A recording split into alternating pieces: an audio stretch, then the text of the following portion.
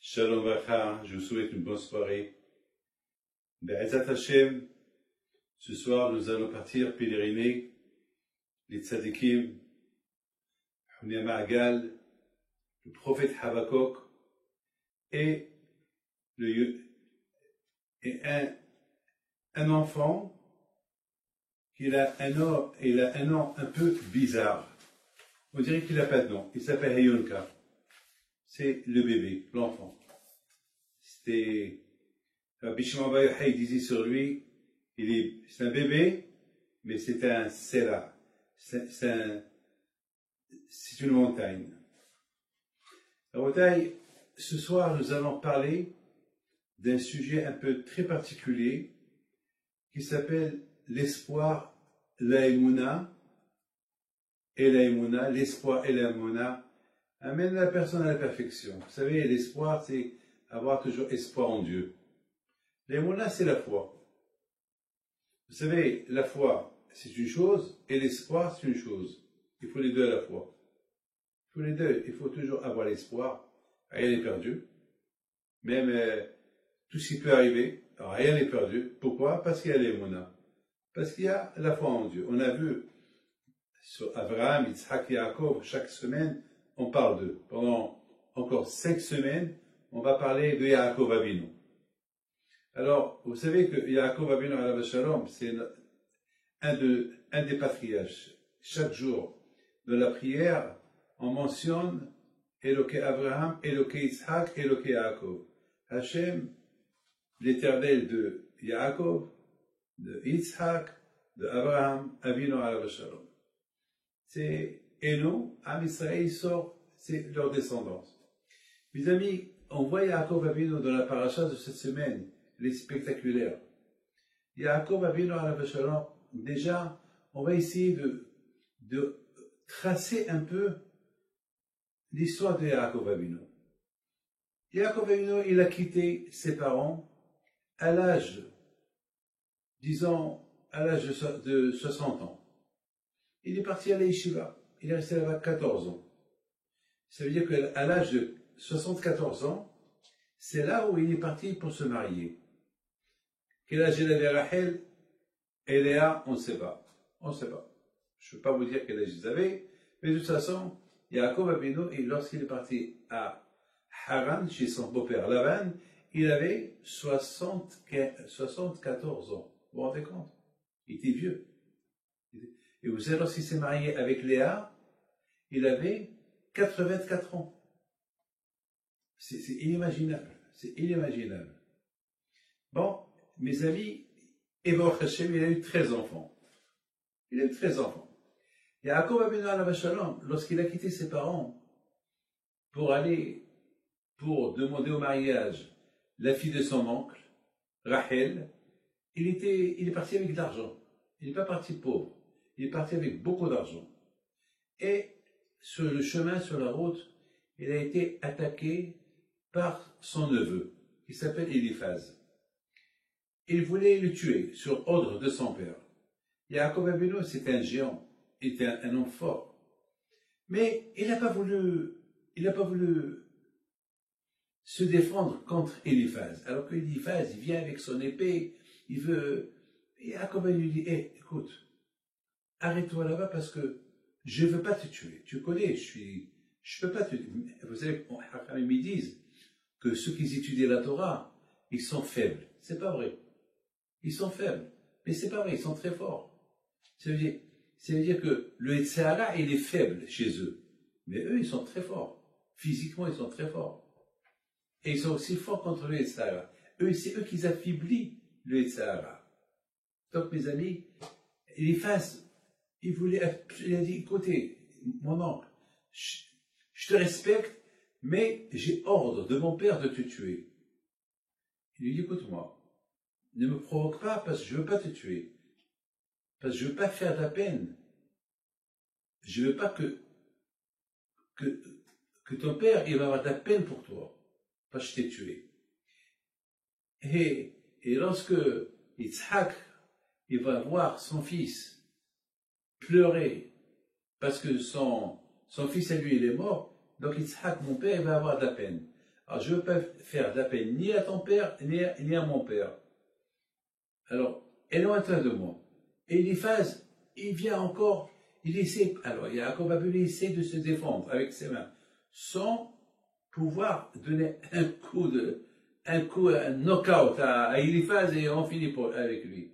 Yaakov, il n'a pas voulu. Pour lui, je ne veux pas faire de la peine à mon père Yitzhak que j'ai tué son petit-fils.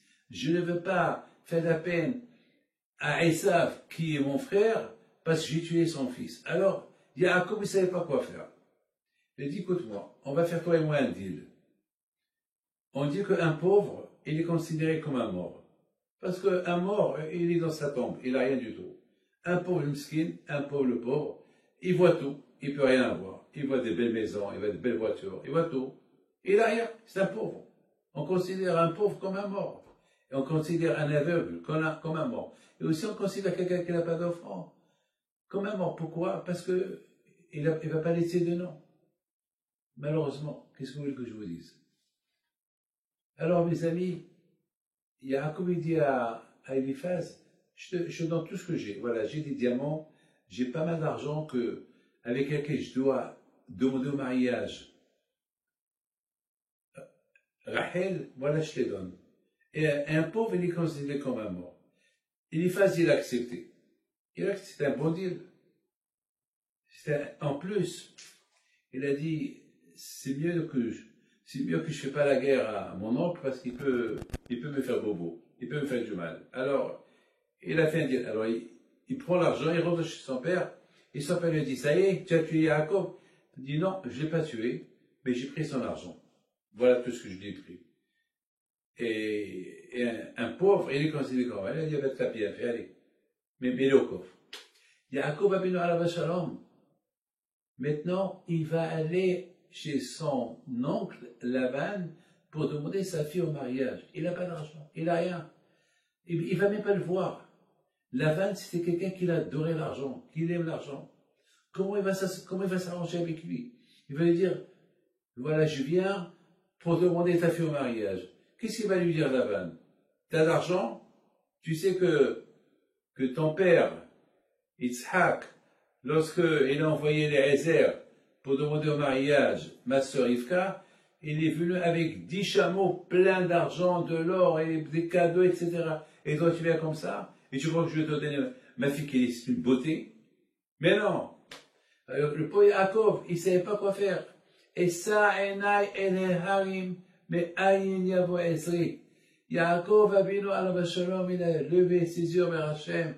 Il a dit, Hachem, qu'est-ce que je vais faire?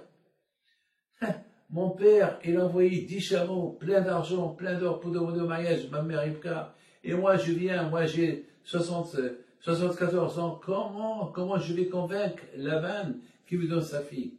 Et ça, elle est Harim.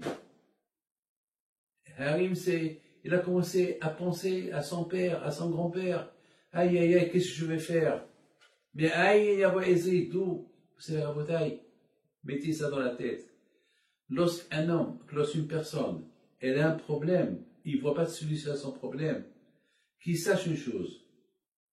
Hachem, il a une possibilité, il a des solutions. Le bon Dieu, il a des solutions. Lui seul, il peut apporter, lui seul, il a la solution.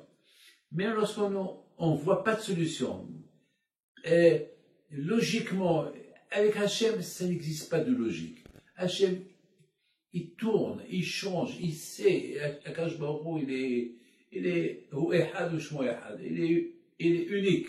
Il est unique au monde. Moi, dans ma vie, j'ai vu des cas que j'avais, qu'il n'y avait pas de solution. Je ne voyais aucune solution. Mathématiquement, je ne voyais pas comment. Et soudainement, Akash Baruch Hu m'a envoyé une solution. Il n'y a que Hachem. Il envoie un flash, et une solution, elle arrive. Donc Yaakov Abinu, il a dit, Hachem, d'où ça va venir? Je donne la parole d'honneur. Connaissant bien l'histoire de Laban, c'était impossible que Laban, il va même regarder Yaakov. Laban, il va même pas regarder Yaakov. Un vieil homme, qui vient lui demander la main de sa fille, et qu'il a ni argent, et lui, il adore l'argent. Il veut l'argent, il veut. C'est pas possible. Au moins, lorsque Rivka, Rivka qui était la sœur de Lavan, lorsqu'elle s'est mariée avec Yitzhak, bon, elle avait 40 ans. Il avait 40 ans. Elle était jeune, ça va, 40 ans. Mais celui-là, il a 74 ans. Et pauvre, il n'y a rien. Yaakov Avinu, il s'assoit, il se repose un peu, et voilà, il s'endort. Il rêve Hachem, il rêve le bon Dieu. Et le bon Dieu, il lui promet des promesses, et tu vas voir, et tu vas te marier avec Rachel, et tu vas devenir riche, et je vais te protéger, et tu vas retourner avec beaucoup de milliardaires, tu vas être l'homme le plus riche du monde, et des promesses, et tu vas avoir une descendance, patati, patati, des promesses. Hachem, il a promis dans le rêve à Yaakov Avinu, monde et merveille. Voilà ce qu'il a promis. Et Yaakov Avinu, alav shalom, il se réveille, il était heureux, il était content. Mais il n'avait rien. Il n'y avait rien. Au moins que Hachem lui dit, dès que tu te réveilles, tu vas trouver des diamants. Rien. Tu vas trouver quelque chose. Rien. Il n'a rien trouvé. Vous savez que Yaakov Avinu est un prophète. Yaakov Avinu, il pouvait transformer une pierre en un diamant. Il pouvait s'il veut, mais il n'est pas menteur. Yaakov Avinu, ce n'est pas un homme qui est menteur. Il est un homme honnête. Hachem ne m'a pas donné, je ne vais pas inventer ce que je n'ai pas. C'est tout. Il ne m'a rien donné, je ne vais pas inventer. Mais Hachem ait pitié de lui. Comment il va rentrer chez Bémet, entre vous et moi, je vous ai déjà expliqué comment il est Lavan. Alors comment vous comprenez que Lavan, il va changer d'avis? Comment il va lui donner sa vie? Alors regardez, c'est ce qu'on appelle une mission impossible. C'est une mission impossible. C'est la mission de Yaakov pour marier Rachel, c'est impossible. À tel point qu'il ne voulait même pas partir. C'est écrit dans la Torah. Vaïssa Yaakov et Raglav. Yaakov, il laisse lever ses pieds pour partir. Vous avez vu quelqu'un qui lève son pied pour marcher? Dites-moi. Et la Torah dit que Yaakov, il a levé son pied pour marcher. Je comprends quelqu'un qui a un problème dans les pieds, quelqu'un qui est paralysé, alors il est obligé de lever son pied à un autre endroit. Mais Yaakov, il n'est pas paralysé. Yaakov, il a fait tout le chemin de Beersheba jusqu'à Haran à pied. Un marathon de quelques milliers de kilomètres. Alors, mes amis, comment vous expliquez ça? Il a levé ses pieds. Vous savez pourquoi la Torah dit qu'il a levé ses pieds? C'est parce que il savait pas, il était encore, comme on dirait quelque chose qui l'attachait à ne pas bouger de sa place, parce que pour lui c'est une mission impossible. Très bien, Hachem, avec tout le rêve, avec tout ce que tu m'as promis dans le rêve, mais en réalité, comment Lavan il va me donner sa fille? C'est vrai, dans le rêve, on voit un monde des merveilles dans le rêve, mais venant à la vérité, comment? C'est quelque chose que Yaakov, à tel point, il était comme paralysé. Comment je vais aller? Comment je vais affronter ce monsieur? Comment je vais faire? À tel point que Yaakov Avinu, il a dit, Yaakov, allez, marche, lève tes pieds et marche. Ça veut dire que il était coincé, collé à la terre parce que il était comme perdu, il savait pas. Après, il s'est dit, c'est le Satan, c'est le Tzara, c'est qui est en train de me décourager, de ne pas aller vers Hana, alors que j'ai la bracha de mon père, j'ai la bracha du bon Dieu, allez-y. Maintenant, voilà, il arrive. Il arrive à Hana. Alors, ceux qui m'écoutent, réfléchissez un peu, est-ce qu'il y a une solution? Il arrive pauvre. Il arrive avec la canne, c'est tout. Il a une canne dans ses mains, c'est tout, il n'a rien. Il arrive avec la canne, le pauvre, il est perdu. Et de loin, il voit le village de Haran. Oh, vous savez, moi je suis quelqu'un qui imagine. Il voit le village de Haran, et lui il va avec une émouna, avec la foi en Dieu, le rêve que j'ai rêvé, la bracha de mon père, tout va se réaliser. Mais comment ça va se réaliser? Quelle manière? Comment? Maintenant, pour le moment, il y a un puzzle, mais avec un grand trou au milieu du puzzle, et il n'y a pas de solution. Il manque pour le remplir tout le puzzle. Il manque plein. Ils sont pas là. Comment? Qu'est-ce qui va se passer? Rabotai, Yaakov Avinu alav shalom, il approche avec une émouna, avec l'espoir en Hachem. J'ai l'espoir en toi, j'ai la émouna, je sais que Hachem, toi, tu peux tout faire. Akadosh Baruch Hu, tu es le patron, tu es le gérant, tu es le boss, tu es le big boss, tu es tout. J'avance avec toi. Je fonce avec toi. Il arrive de loin. Il voit un puits. Il voit une pierre sur le puits. Il voit là-bas beaucoup de bergers et beaucoup de troupeaux. Il voit un monde fou. Il approche. Il leur dit, est-ce que c'est Haran? Et oui, oui, c'est Haran. C'est là où il habite, Lavan. Lavan de Haran. Ah oui, Lavan, il habite là. Ouais. Alors il lui dit, qu'est-ce que vous faites ici? Pourquoi vous êtes tous autour de cette pierre-là? Et c'est une pierre qui pèse des tonnes. Il lui dit, ah, ben, cette pierre-là, on attend que tous les bergers y viennent. Et lorsque tous les bergers y viennent, alors tous les hommes ici, on la pousse et on donne au troupeau à boire et après on la recouvre. Et pourquoi vous faites ça? Parce qu'il ne faut pas que nous vole de l'eau. Parce qu'il n'y a pas beaucoup d'eau. Donc il faut que tous ceux qui habitent aux alentours du village de Haran, ils apportent chaque matin leur troupeau, ils boivent, jusqu'à que le troupeau y boit, et on... Ah! Là voilà Rachel. Vous avez demandé si Laban il habite là? Oui. Eh ben voilà, Rachel c'est sa fille. C'est elle. C'est sa fille. Et Yaakov qui s'y fait, dès qu'il a vu Rachel, avec son doigt, il pousse la pierre. Ça a fait un choc, une bombe atomique. C'était de toutes les informations de le news de Haran. Vous avez vu ce monsieur-là? Avec son doigt, il a poussé une pierre. Mais c'est un Hercule, Samson. C'est un homme, c'est l'homme plus fort du monde. Oh là là, c'est le neveu de Lavan. Ouah, tout le monde parlait de lui. Voilà la beauté, comment Kassourel a trouvé la solution. Pour que Yaakov il puisse rester à Haran. Pourquoi? Parce que maintenant, lorsque Rachel, elle a appris que Yaakov c'est son oncle, alors vite il est parti chez son père, elle a dit à son père, et le temps que le père il arrive, il voit que tout le monde parle, hé là-bas, mais tu as un neveu, qu'il est super puissant, Superman, il est fort, il est waouh. Donc Lavan, il avait honte de ne pas l'inviter, parce qu'il a vu qu'il était mal habillé, pas de valise, pas de chameau, pas de provisions, rien du tout, vide. Parce que surtout, Yaakov lui a dit, mon neveu Eliphaz, il m'a dévalisé, il m'a tout pris. Alors, d'un côté, il allait lui dire, va-t'en d'ici. Mais de l'autre côté, tout le monde le regarde, tout le monde l'applaudit. Hé, viva.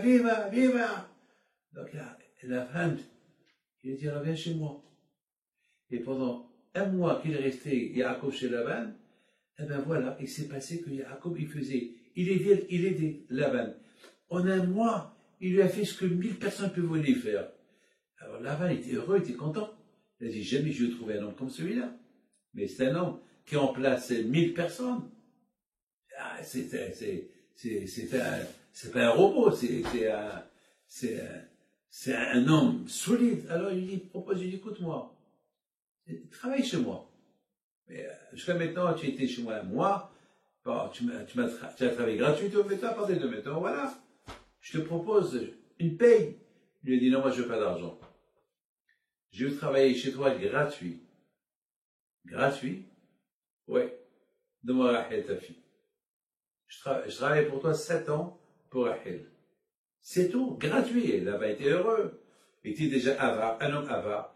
Il trouve devant lui un monsieur qui veut travailler gratuit pour Rachel. Et Rachel, personne ne pouvait la marier. Pourquoi? Rachel, c'est une tzadékette. Rachel, c'est une tzadékette. Qui pouvait toucher Rachel? Qui pouvait imaginer marier Rachel? Alors Yaakov était content. Allez, je te donne. 7 ans plus tard, je te donne. Regardez la beauté, comment Akadosh Baruch Hu a trouvé une solution pour Yaakov, sans que Yaakov, il n'avait pas $1 dans sa poche. Regardez comment Akadosh Baruch Hu l'a trouvé. Comment Hachem lui a donné l'idée? Alors regardez, il est arrivé à l'heure exacte au moment que les bergers, avec leurs troupeaux, ils étaient autour du puits et la pierre, elle était sur le puits. Et à ce moment-là, elle arrive Rachel et lui, il a montré sa force de Rachel pour que Rachel, elle va le dire à ses parents, parce qu'entre-temps, tout le monde a vu cette force colossale qu'il avait à Jacob, et chacun, il aurait pu l'embaucher comme ouvrier. Et c'est pas un caveau pour Laban, donc Laban, il a préféré qu'il vienne chez lui que d'aller travailler ailleurs. Et il a préféré lui donner sa fille que la donner à un autre. Pourquoi? Parce qu'avec lui, tout va être gratuit. Regardez la bataille, comment Akadosh Baruch Hu, il a trouvé la solution. Les amis, l'espoir et l'aïmouna qu'il avait à Yaakov Avinu, il nous l'a hérité. Je voudrais vous raconter une histoire. Il y avait une fois, Baal Shem Tov, il a dit à ses élèves, allez-y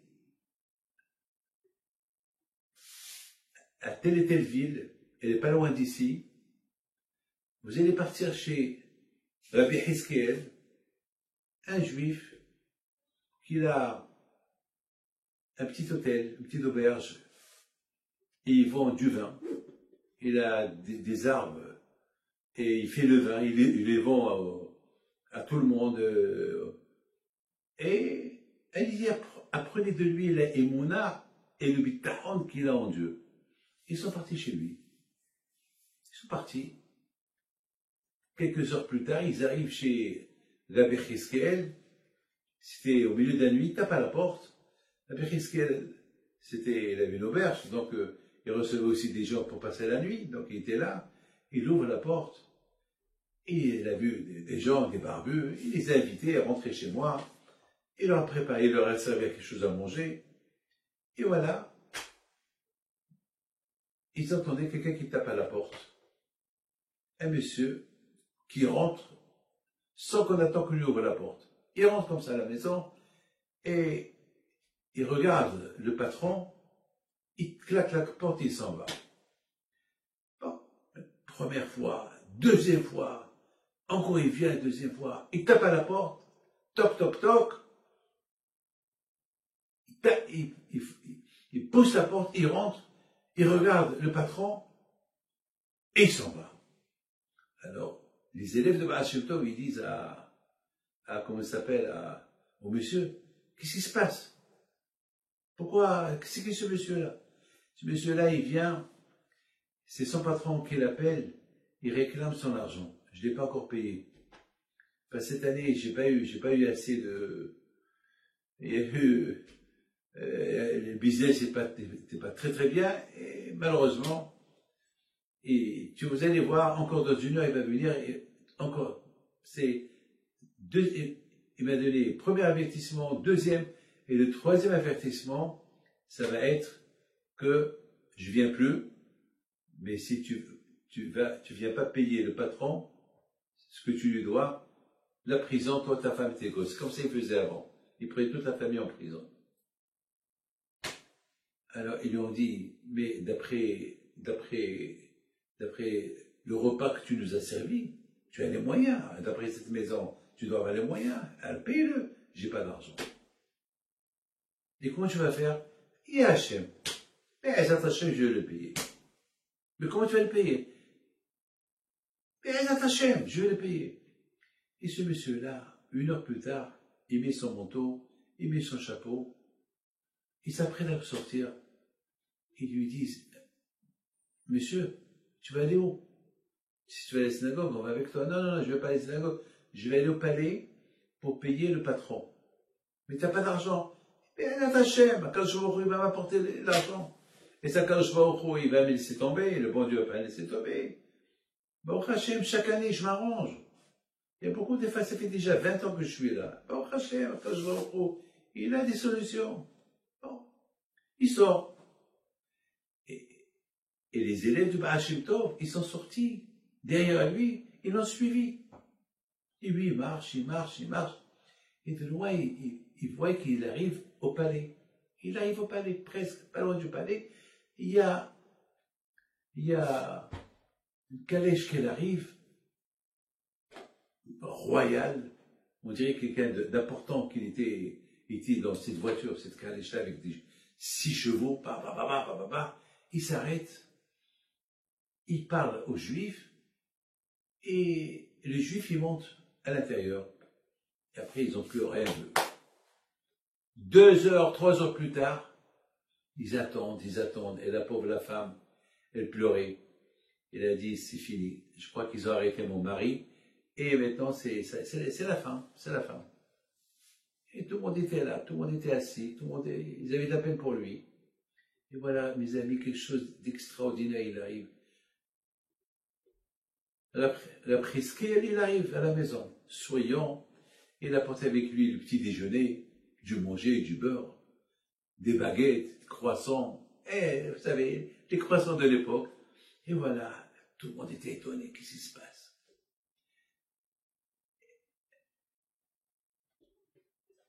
Les élèves de Baal Shem Tov lui disent, tu peux nous raconter, qu'est-ce qui se passe? Je leur dis rien, Baruch Hashem, tout va bien, Baruch Hashem. Betach be'echad ve'al tifhad. Si tu as le bitachon, si tu as l'espoir en Hachem, t'as pas peur. J'allais chez lui, j'allais pour lui dire qu'il me donne encore 24 heures. Mais il y a un milliardaire qui est passé et il me dit, je veux te parler, tu peux monter dans la voiture, je te parle. Je le connais. Il me dit, où tu vas? Je lui dis, je vais aller au palais. Écoute-moi, je sais que tu as du bon vin, et l'année dernière, le marché n'était pas bon, mais cette année, le marché va doubler. Alors voilà, j'achète pour 2 ans toute la récolte du vin que tu vas faire. Et de maintenant, je donne pour 1 an, et dans une ou 2 semaines, je t'apporte le reste. Il dit, alors accompagne-moi jusqu'au palais, et à très bientôt. Il rentre, il paye. Comme rien ne s'est passé, il paye la dette, il sort, et il dit aux élèves de Baal Shem Tov, voilà, Baruch Hashem, il me reste de l'argent de quoi vivre toute l'année. Alors, est-ce que nous, on est dans, est-ce que nous, on a le mérite d'avoir ce bitachon, comme Rabbi Hizkiel? Eh bien oui. Eh bien mes amis, oui. Oui. Pourquoi? Eh bien parce que la conviction, la perfection, vous savez, c'est beau de dire je crois, mais cette émouna, elle doit être une émouna parfaite, un espoir parfait. Mais c'est vrai, beaucoup de fois, ça nous arrive de dire, ben, mais aujourd'hui j'ai reçu les gens à Anana, et comme des fois, bien sûr, avec tous les gens que j'ai reçus, il y a des gens, bien sûr, il y a toujours des problèmes. Les gens ne vont pas venir chez moi s'ils n'ont pas de problème, bien sûr, ils ont des problèmes. Et beaucoup de fois, il y a certaines personnes, je dis, bon, il faut prier. Alors qu'est-ce qu'ils me disent? Je prie. Alors si tu pries, pourquoi tu viens chez moi? Ben, je viens pour une bracha. Alors voilà, la bracha, c'est que je te dis, il faut prier. Moi, je prie, toi, tu pries. Et tu me dis, ouais, je prie. C'est pas comme ça. Parce que si vraiment tu pries, tu n'as pas besoin de moi. C'est vrai. Plutôt, tu viens chez moi pour te renforcer dans ta émona. Mais si tu me dis je prie, alors ça veut dire je prie, rien n'arrive, alors puisque rien n'arrive, je vais aller chez Rabbi David. Mais ça ne marche pas comme ça. Ça, c'est pas, cette émona, elle ne va pas t'emmener à la perfection. La perfection, c'est que j'ai l'espoir. J'espère. Attends, j'espère, ça veut dire un doute. J'espère. Mais j'espère, j'ai mon espoir. C'est pas j'espère. Le mot j'espère, c'est un doute. Mais j'ai mon espoir en Akashro. Vous savez qu'ils sont dit dans la prière le matin? Kaveh el Hashem, Hazak v'yameh semecha, ve kaveh el Hashem. C'est-à-dire, il faut avoir l'espoir en Hashem Et après, vous savez ce qui va se passer. Le Yitzhara, il va pas, il aussi voir qu'il va perdre un client, parce que ce monsieur-là, il commence à avoir l'espoir en Hachem, alors il essaie d'éteindre un peu ses sentiments, éteindre un peu son espoir, ses espérances. Alors qu'est-ce qu'on dit dans la prière? Hazak Yameh Sibrevé. Il faut se renforcer et encore renforcer l'espoir en Hachem. C'est-à-dire, avoir l'espoir en Hachem, renforce-toi et renforce-toi encore pour avoir encore l'espoir en Hachem. Deux fois. Kavé el Hachem, Hazak Yameh Sibrevé, Kavé el Hachem. Deux fois, Kavé. Parce que ça est très fort. C'est l'espoir qu'on a en Akash Baruch. C'est ça qui va se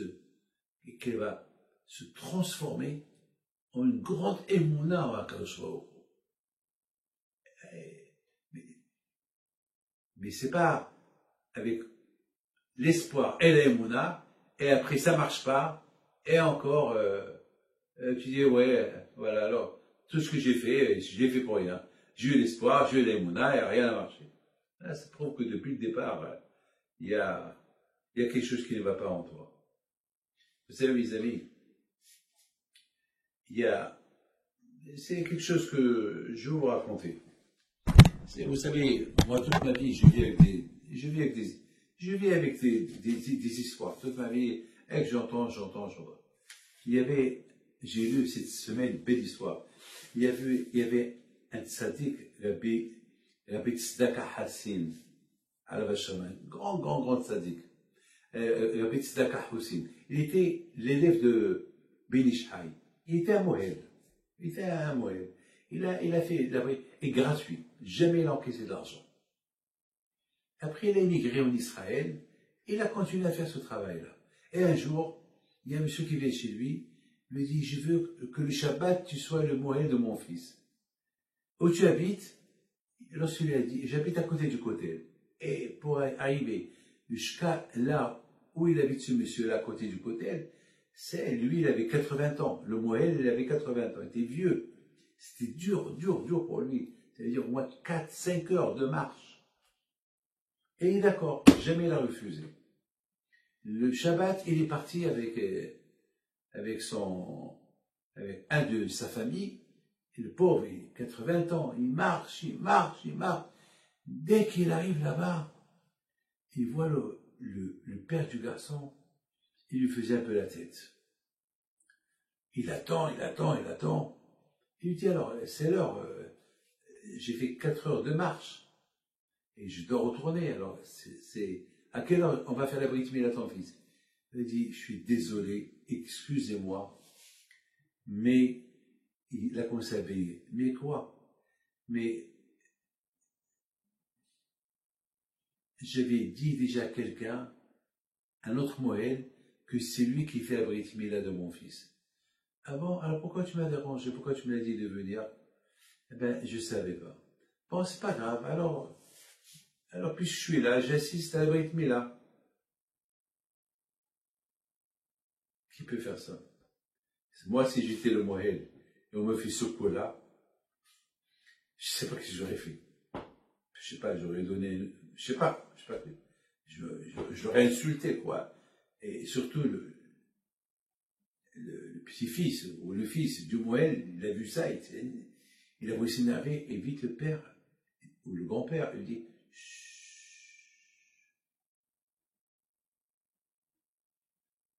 on se repose, c'est pas grave, c'est rien du tout, on se repose.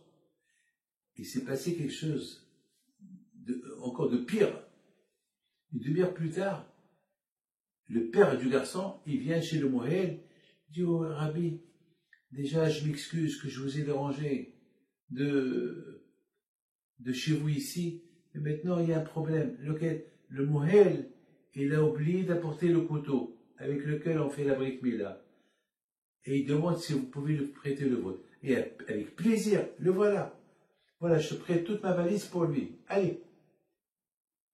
Alors là, le petit-fils ou le fils du Mohel, il était dans tous ses états. Il voulait prendre le père du garçon et lui donner un coup de tête.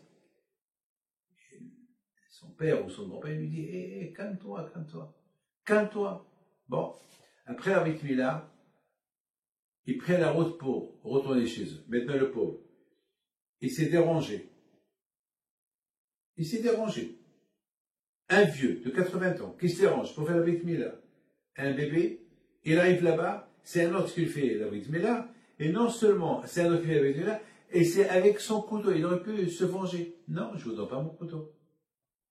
Il a donné son couteau. Ah, maintenant, le petit-fils ou le fils, il dit à son père, à son grand-père, dis-moi, c'est quoi ça? Comment? Mais tu t'es déshonoré, un vieux, mais qu'est-ce que c'est quoi ça? Son petit-fils, le grand-père, il dit à son petit-fils ou à son fils, ne t'énerve pas, mon fils. Jusqu'à maintenant, chaque fois que j'ai fait une Brit Mila, on m'a donné des compliments. Alors toujours, j'ai eu un compliment. C'est vrai, je faisais la Brit Mila gratuit, mais toujours on me donnait un compliment que j'ai bien coupé, que je suis venu à l'heure, et que le bébé n'a pas beaucoup saigné. Donc toujours il y avait un compliment. Donc le compliment, il paye. C'est pas grave. Et aujourd'hui, c'est la première fois dans ma vie que j'ai fait la mitzvah de la Brit Mila, où j'ai subi que des hontes, une honte, et j'ai subi la souffrance, l'humiliation, et pour moi, elle est considérée comme la plus belle mitzvah que j'ai fait pendant toute ma vie. C'est ce qu'on appelle faire une mitzvah lishma. Faire une mitzvah pour la mitzvah. Parce que voilà, ici, il n'y a pas eu de compliment, il n'y a rien du tout, et Hachem il considère comme si je l'ai fait. Vous savez, mes amis, lorsqu'on veut faire une mitzvah, on fait tout pour la faire. Et à la fin, cette mitzvah, on ne la fait pas parce que, et c'est pas fait. Hachem il considère cette mitzvah comme si tu l'as fait. Comme si tu l'as fait à la perfection. C'est-à-dire que ce rabbin-là, ce Rabbi Tzedaka Hussein, alav shalom, il a tellement une émouna en Hakadosh Baruch Hu, il a tellement une grande foi en Hakadosh Baruch Hu, que pour lui, parce que toutes les mitzvot qu'on fait, vous savez, tout à l'heure on m'a pèleriné Habakuk Hanavi. C'est pour ça que ce soir, je voulais parler de la émouna et l'espoir, parce que le prophète Habakuk, une fois, dans son livre, dans les livres de prophètes, une fois, il a eu une prophétie, et dans sa névoie, dans sa prophétie, Hachem lui a dit, que si on prend toutes les mitzvot du monde, quelle est une mitzvah, quel est l'équivalent de toutes les mitzvot? Et Hachem il a dit, Habakuk, un tzaddik, celui qui a la émouna en Hakadosh Baruch Hu, c'est lui le tzaddik. Et c'est quoi un tzaddik? Un tzaddik qui a fait toutes les mitzvot. C'est-à-dire que la émouna est l'équivalent de toutes les mitzvot. La émouna en Hakadosh Baruch Hu. La émouna en Hakadosh Baruch Hu, c'est j'ai l'émouna en Hachem, j'ai l'émouna en telle mitzvah. J'ai l'émouna que cette mitzvah-là, mais j'ai souffert en la faisant. J'ai l'émouna que Hakadosh Baruch Hu, c'est Hachem qui a voulu que je souffre en faisant cette mitzvah. Et comme quelqu'un de pauvre, j'ai vu quelqu'un de mes propres yeux, qu'il a vu une vieille qu'elle a glissé, elle est tombée, et lui le pauvre, il s'est dépêché pour aller la secourir, pour la lever, et lui aussi, il est tombé, miskin. Alors le pauvre, il voulait faire mitzvah, il s'est cassé les pieds, alors que la vieille femme, il s'est pas cassé le pied, et après il s'est relevé tout de suite, et lui le pauvre, qui voulait aller pour l'aider à être debout, lui il a glissé, il s'est cassé les pieds. Vous savez ce qu'il a fait? Il a dit, c'est Hachem qui a voulu. Et le pauvre, il s'est mal cassé les pieds 6 mois avec le plâtre. 6 mois de plâtre. Et cette mitzvah, il n'a pas fait. Elle a fait, au lieu de faire la mitzvah. Mais vous savez, la Bretagne, nous, on ne sait pas les calculs du bon Dieu. Vous savez, ce monsieur à la Bretagne, il était dans la voiture, il y a quelque temps, avec toute sa famille.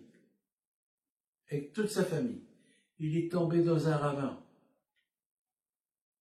Mamash, celui qui tombe dans ce ravin-là, c'est en Angleterre, celui qui tombe dans ce ravin-là, certainement, aucun ne va sortir vivant.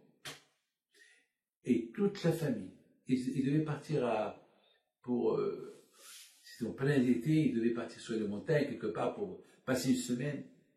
Aucun, il est sorti, lui et toute sa famille indemne.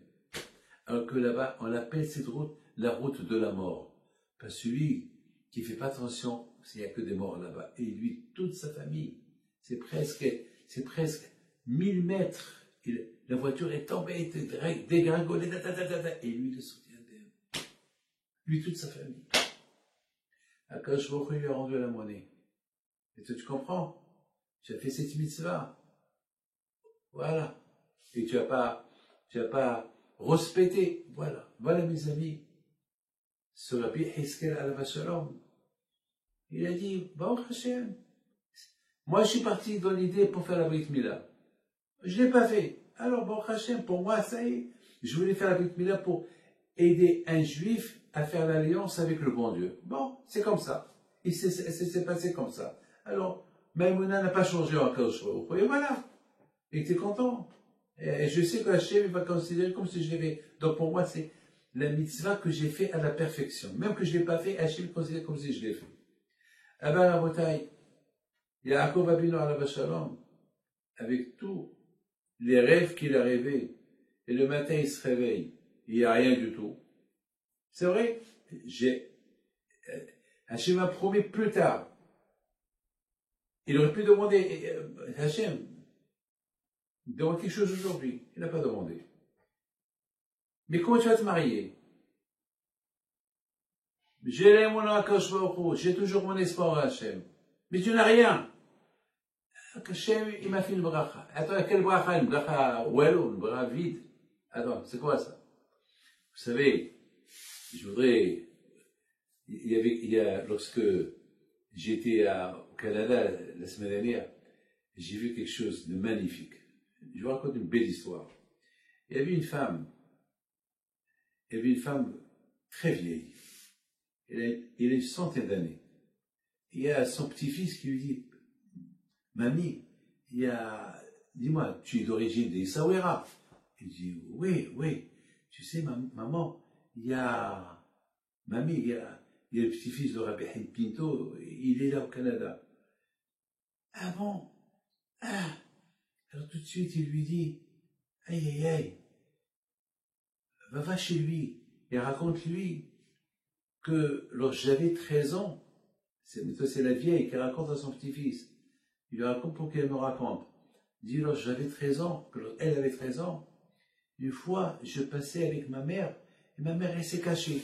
Elle s'est cachée parce que le Rabbi Haïm Pinto, il passait, toutes les femmes, ils se cachaient par kavod, par kavod au tzaddik, par respect au tzaddik.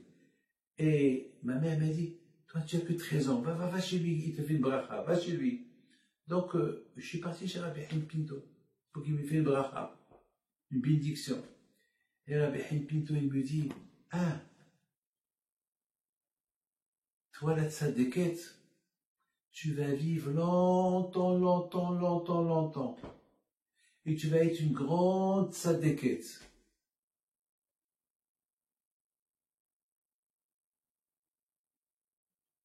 Il met ses mains sur sa tête. Et la petite, la vieille maintenant, il dit à son fils, tu vois mon fils, Rabbi Haïm Pinto, c'est un prophète. Il voit tout. Lorsqu'il m'a fait la bracha, il y a 87 ans. Maintenant j'ai 100 ans. J'avais 13 ans. Et il m'a dit, tu vas vivre longtemps. Voilà, j'ai 100 ans. Et tu vas être une grande tzaddik toute ta vie. Voilà mon petit-fils, depuis que je suis marié, et après se mettant 80 ans, jamais j'ai découvert ma tête. Toujours, je vis dans la tsniout. Regarde comment Rabbi Haïm Pinto, il a vu 87 ans jusqu'à le jour que je vais quitter ce monde, que je vais être une tzadékette. Et voilà, je suis resté tzadékette comme qu'il a prédit. Mes amis, quand j'ai écouté cette histoire, j'ai dit, quelle émona elle a cette femme? Quelle foi elle a cette femme? Cette femme, elle s'est accrochée à la bracha de Rabbi Hipido. Tu vas vivre longtemps, longtemps, longtemps. C'est-à-dire que même si elle devait vivre 40 ans, 30 ans, le fait que Rabbi Hipido a dit, tu vas vivre longtemps, longtemps, longtemps, elle s'est accrochée à cette bracha. Elle s'est accrochée que la condition de vivre longtemps, longtemps, longtemps, il faut que je suis tzadékette. Et pour que je suis tzadékette, il faut que je fasse un travail sur moi. Et c'est comme ça. Mes amis, quand je vous protège, et maintenant, on va aller pèleriner les tzadikim, que leur zérout soit avec vous, Kene Ratzon. Là, c'est le prophète Habakkuk. Habakkuk, un avis à la Shalom. Il faut savoir une chose, que lui, il était parmi les grands prophètes des prophètes. On ne sait pas exactement à quelle époque il était. Le Zohar Kadosh Rabbi Shimon bar Yochai, il était à l'époque de Elisha Hanavi. Il y a ceux qui disent qu'il était à l'époque, parce qu'il n'y a pas de date. Et lui, toutes les prophéties qu'il a fait, il a prédit, il parlait avec Hachem, il a prédit des choses de l'avenir, les choses qui vont se passer jusqu'à la venue de Mashiach. Habakkuk Hanavi, il y a une histoire avec lui, lorsque Daniel, le prophète, il était en prison, en Perse, et Hachem, il a dit à Habakkuk, Daniel, ton ami, il est en prison, il n'a pas mangé depuis 3 jours. Prépare-lui à manger, prends-lui à manger. Habakkuk était en Israël. Et Daniel, le prophète, il était en captivité en Perse. Et Habakkuk, il a dit à Hachem, comment je vais arriver là-bas? Il ne t'inquiète pas, je vais t'envoyer un ange qui va te prendre là-bas. Et Habakkuk, le prophète, il arrive où Daniel était détenu, et c'était une grotte où il y avait là-bas des lions. Et les lions, ils étaient assis autour du prophète Daniel, et Daniel, il donnait des éloges à Akadosh Baruch Hu. Les deux, ils ont mangé, ils ont fait Birkat Hamazon. Au même moment, le roi Darius, il dit, bon, puisque maintenant, Daniel, il a été tué par les lions, au moins s'il reste quelques ossements, il faut les enterrer. Et à un moment donné, il retourne chez le roi, il dit au roi, Majesté, mais Daniel n'est pas mort, il est vivant. On l'a vu avec un monsieur, je ne sais pas d'où ce monsieur vient, les deux ils sont en train de manger, et les deux ils parlent de leur religion, ils parlent d'Hachem. Le roi lui-même, il est venu pour voir si c'est vrai ou pas. Il arrive, et lorsqu'il arrive, il voit quelque chose de terrible. Il voit Daniel et Habakkuk, au même moment, Habakkuk il se lève, il a disparu. Mes amis, ça c'est le prophète Habakkuk alav shalom. Maintenant, on va aller à Honi HaMahagal. Honi HaMahagal, il était l'homme à tout faire.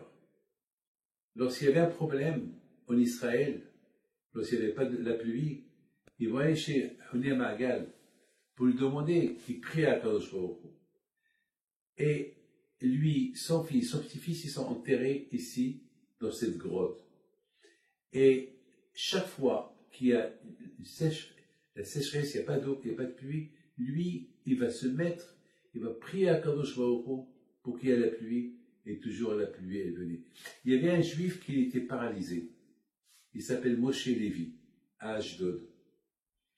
Et un jour, il vient chez mon père, il l'a emmené, et il dit à mon père, Rabbi Moshe, tu m'as connu depuis le Maroc. Je peux pas. Je préfère, fais-moi une bracha pour que je meure. Je peux pas rester vivant, je peux pas rester comme ça, paralysé avec ce pied-là, j'arrive pas à le bouger. Et mon père, la Shalom, lui dit, tu sais quoi? Tu vas aller avec mon fils, Haïm, mon frère, Rabbi Haïm, va avec lui, et vous allez voir. Alizé à Hunia Ma'agal. Là-bas, Hunia Ma'agal, dès que tu arrives là-bas, je te fais la bracha, par le zikhout de Hunia Ma'agal, tu vas te lever, tu vas marcher. Rabotai, mon frère, Baruch Hashem, il est vivant. Les enfants de ce monsieur Moshe Lévi, ils sont vivants, c'est des électriciens. C'est eux qui nous arrangent toujours l'électricité au cimetière à Ashdod pour l'Aïloula de mon père. Alors, Rabotai, ils sont venus avec la canne d'Ob, Himpito ici à Hunia Ma'agal. Dès qu'ils sont arrivés à Hunia Ma'agal, Moshe Lévi, il a jeté sa canne, il a commencé à marcher. Lorsqu'ils sont retournés à Ashdod, la première chose qu'ils ont fait, ils sont venus à la maison. Lorsqu'on père il a vu Moshe Lévi debout, il a dit, bon, ça c'est le kouah de Hunia Ma'agal. On l'appelle Hunia Ma'agal parce que lorsqu'il devait prier pour que la pluie tombe, il prenait sa canne, il faisait un rond par terre, il se mettait au milieu du rond et il priait à Kadosh Baruch Hu pour que la pluie elle tombe. Là, cet homme que vous voyez, c'est le Yonka, c'est l'enfant qui est né, qui connaissait toute la Torah. Il connaissait tout. Il était même un voyant, il était même un prophète. C'était quelque chose que Rabbi Shimon Bar Yochai a dit sur lui. C'est un bébé, mais c'est une montagne, un rocher, un géant de la Torah. Alors, je voudrais faire une petite annonce qui est très importante. À cette époque-là, que malheureusement, on voit que dans le monde entier presque, en Europe, partout, on parle de cette corona, la Magefa, cette épidémie que malheureusement, on ne sait pas quand elle va se terminer. J'ai beaucoup réfléchi cette semaine, beaucoup réfléchi. Et j'ai vu dans les livres, et aussi il y a le Zohar qui nous dit, que la dernière épidémie avant que Mashiach y vienne, ça va être une épidémie, une magefa, qu'on ne va pas y trouver une solution. Et on va être obligé de vivre avec. C'est pas possible. Moi, je ne suis pas Halef Shalom, je ne suis pas en train de contester la volonté d'Hachem, que Dieu préserve. Mais quand même, c'est dur de pouvoir vivre avec cette épidémie. C'est impossible. C'est impossible. C'est impossible. Moi, j'ai goûté déjà. J'ai goûté ce corona, j'ai goûté. C'est le mal qu'il peut faire. Je l'ai connu demain, malheureusement demain, ils ont rapatrié du Maroc. Aïe, aïe, aïe. Et la famille Pérez, Yamin Ben Sarah Pérez, Alava Shalom, et sa femme, Simhabat Odonia Pérez, Sirkna Libracha, et Harry Pérez, Ben Simha, Alava Shalom, un tzaddik. Il avait moins de 50 ans, le pauvre. Les trois, ils sont morts du corona, de l'épidémie, et ils les ont rapatriés. Demain, ils vont les enterrer si Dieu veut. À Heder. Je serai là-bas pour leur enterrement si Dieu veut. Et, vous savez, je me suis posé cette question, mais il y a une fin. Par la bataille, il faut que nous tous, on se renforce dans l'aïmouna. Le message que j'ai, c'est qu'on ne sait pas si ça va s'arrêter ou pas. On dit qu'il va y avoir un 4e vaccin. On dit qu'il y a des cachets. On dit qu'il y a ça. On dit qu'il y a ça. Il faut vacciner les enfants. Et je ne sais pas. Il y a ceux qui se vaccinent, il y a ceux qui ne se vaccinent pas. Aujourd'hui, presque, on s'est habitué à vivre avec. Mais c'est pas bien. On n'a pas le droit de s'habituer à vivre avec. Parce que ce corps-là, combien il va résister? Combien des vaccins il va résister? Qu'est-ce qu'on sait sur ces vaccins? Leur effet secondaire. Qu'est-ce qu'on sait sur eux? On ne sait rien. J'ai fait 3 vaccins et le lendemain j'ai attrapé le corona. Je dis pas c'est à cause du vaccin, mais je ne sais pas. Je ne sais pas. Alors, jusqu'à maintenant, je vous parle, je souffre du dos. Vraiment, ben, j'ai mal au dos. Bon, mais grâce à Dieu, mes pieds, ça va. Baruch Hashem. Ça va, Baruch Hashem. Mais il y a, vous savez, la fatigue. Je suis très fatigué. Alors quoi? On va vivre comme ça toute la vie? Fatigué? Avec un mal de dos. Baruch Hashem. On dit Baruch Hashem. Mais c'est pas possible. Est-ce que ça va diminuer? Ça va s'arrêter? Et ce Mashiach, il ne peut pas venir comme ça. Eh bien, Rabodaï, je ne sais pas si vous êtes au courant ou pas, il y a une femme, une vieille femme qu'elle a 100 ans. Ben, elle est passée sur tous les réseaux sociaux. Et elle dit qu'elle a rêvé Baba Saleh à la Shalom. Elle a rêvé. Il lui a dit, ça y est, le compte est bon. Ça y est, le compte est bon, Mashiach va venir, il faut se renforcer dans la Emouna. Elle parlait avec un hébreu, avec l'accent marocain, une vieille femme, une tzadékette. On voit sur son visage qu'elle a dépassé la centaine. Elle a dépassé, elle parlait doucement, comme une vieille femme de 100 ans, et qui raconte quel intérêt elle a pour mentir. Alors quel intérêt? Vous voyez sur son visage, ça déquête quand même. Elle parle. Elle dit, ça y est, le compte est bon, ça y est, le compte il est passé. Alors, mes amis, il faut savoir une chose, on n'est pas loin. On n'est pas loin. Le monde, il est un peu... Vous savez, Hachamim me disent, avant qu'on il va venir, on va voir des choses, des tremblements de terre, on va voir des révolutions, on va voir des guerres, on va voir des enfants qui vont frapper leurs parents, on va voir la belle-fille qui va frapper sa belle-mère. Je rigole pas, c'est des choses, c'est des signes de Mashiach. Une fois, j'ai vu un monsieur qui vient chez mon père, il pleurait. Et ce monsieur-là, il avait les yeux enflés. Mon père lui a dit, tu es tombé ou quoi? Il a dit, non, mon fils, il m'a frappé, il m'a donné un coup. Il m'a frappé, il m'a tué de coup. Et mon père a dit, ah, Baruch Hashem, je suis content. Il dit, Rabbi, comment tu es content? Il a dit, c'est la première fois dans ma vie, mon père répond, j'étais là, hein. C'est la première fois dans ma vie que j'entends que quelqu'un, il a frappé son père, comme ça. Il a fait une bosse à l'œil. Et Hachamim, ils disent, Mashiach, il viendra lorsqu'on verra des enfants qui tapent leur père. Est-ce qu'on a le droit de taper le père? On n'a pas le droit, c'est péché. Mais tellement que le monde, il va être désordonné. Il va être désordonné, ça va être tout va beau, tout va beau. Ça va être un monde qu'on ne va pas comprendre. Un monde à l'envers. On vit dans un monde à l'envers. Mes amis, il faut se renforcer dans la Emouna. L'espoir en Akadosh Baruch Hu. Il y a quelqu'un qui dit, Rabbi David, tout le temps, vous nous parlez de Mashiach, tout le temps, où il est ce Mashiach? Ça fait la guerre du Golfe, ça fait déjà, Rabbi David, je vous connais depuis 45 ans, et je vous connais toujours, vous avez parlé sur Mashiach, et voilà, et il est où? Il lui dit, monsieur, ferme là. Le Rambam, il dit, Ani ma'amin be'emuna shenema be'at HaMashiach. J'ai la emuna dans la venue de Mashiach. Va'af al peishit mahmeya. Et même si il tarde de venir à Hakelo, je l'attends. C'est pareil comme ça. Oui, what Mashiach, non. Il faut qu'il y ait ce qu'on appelle Hakelo. Je l'attends. Avec les Hachem, je l'attends.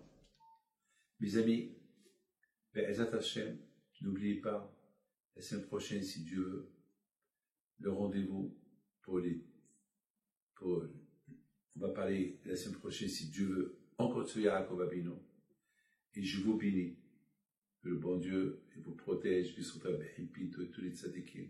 Je ne peux pas vous dire où on va être la semaine prochaine, mais vous savez, vous avez remarqué que chaque semaine, on passe un petit film des tzadikim que j'ai pèleriné en été. juste une semaine avant que j'ai attrapé le corona. Juste une semaine avant que j'étais malade. J'ai fait un pèlerinage. Et qui dit? Peut-être c'est grâce à tous ces pèlerinages. Je suis parti avec M. Michael Bessoussan. Il n'y en a pas pèleriné de Tzadikim. On a pèleriné peut-être une quarantaine de Tzadikim. Donc à Botaï, c'est le zéro de Tzadikim. 100%, c'est ça qui nous a aidés. Mes amis, renforcez, on se renforce tous dans les monas. Et je vous en prie, il faut toujours être présent le mercredi soir pour renforcer ce cours-là avec Ezrat Hashem et inviter d'autres personnes à l'écouter. C'est ça ce qu'on a besoin. Aujourd'hui, on a besoin de s'accrocher. Vous savez, quelqu'un qui va dégringoler, il tombe, et il va vers un ravin, un vide, eh ben, il cherche où s'accrocher pour sauver sa peau. Aujourd'hui, à Bretagne, on a besoin de s'accrocher, de s'attacher aux tzadikim, et les histoires des tzadikim, la Torah, pour bien survivre et affronter ce monde dans lequel on vit. Et bien, Hashem, quand je vois où il apporte, Mashiach, Hashem, et puis sur Torah Kedusha, n'oubliez pas, c'est bientôt Hanouka, achetez les bougies de Hanouka. Donc, la semaine prochaine, si Dieu va parler surtout sur la fête de Hanouka et Yaakov Avinu, on va essayer de faire un lien entre Yaakov Avinu, Yosef Hatzadik et Hanouka. Donc, Hashem, à très bientôt, à la semaine prochaine, que les écoutes de Habakuk Hanavi, Honia Mahgal et le Hanouka, quand je vous protège à mes créations. À bientôt.